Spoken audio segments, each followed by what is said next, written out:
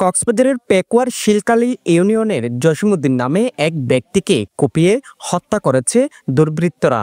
শনিবার মধ্যরাতে ঘরে ঢুকে তাকে কুপিয়ে হত্যা করা হয়।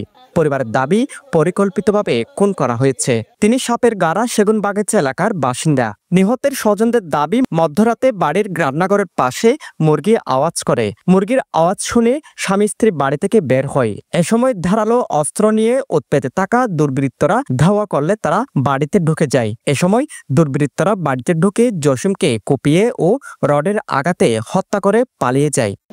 রাতে 10টা বাজে বাত্তাইরে ঘুম যাওয়ার পরে কুড়াই করে আওয়াজ করবি তারা দুজনে কুড়া সাইতে গিয়ে সুরানে দিতে ইয়ান হয়ে আড়ারে দৌড়ালি এসে দৌড়ালে এই আনার পরে আড়ম মাঝে পড়গি মারিয়ে রে তারা দরজা ডাকছে নাকি দরজা যখন খুললি তারা যখন 10-12 জন দেখছে তখন তারা বইয়ে কি করছে ভিতরে দৌড়ে যাওয়ার পরে এখন আরো জন দিয়ে মাথা পরে মাথাত বাড়ি আগানোর পরে শরীর আঘাত দিয়ে 3-4 গুয়া ইন্দি ডাহাত দিয়ে সাইডে মাঠে এলো পাতার কি করছে শরীর আঘাত করছে 2:30 মানে আর তুমি কল দিয়ে তখন আই রিসিভ করার পরে আর জসিমের হাত ঢুকিয়ে মারি ফেলে।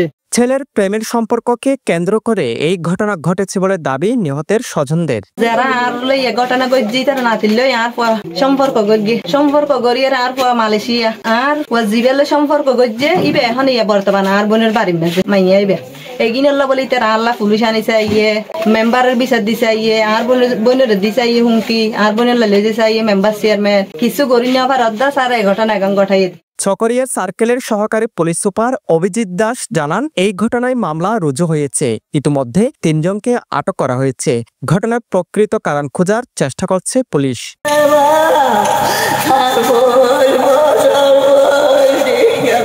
News desk, Penowa.